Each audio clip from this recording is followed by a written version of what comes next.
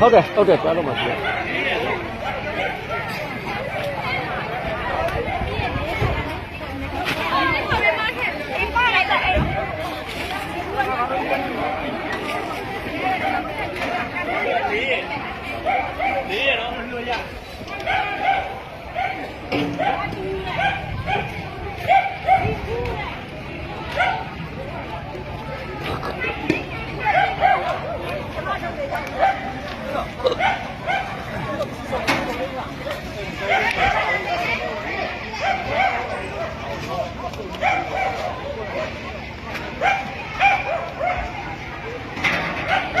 မောင်းလာကြားရဲ့ဟိုအမတော့ဒီသွားနေတော့မယ်သွားနေလိုက်တော့ပြောလိုက်ဟုတ်ပြီ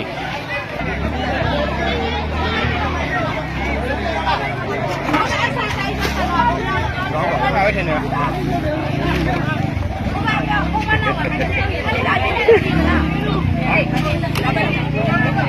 ်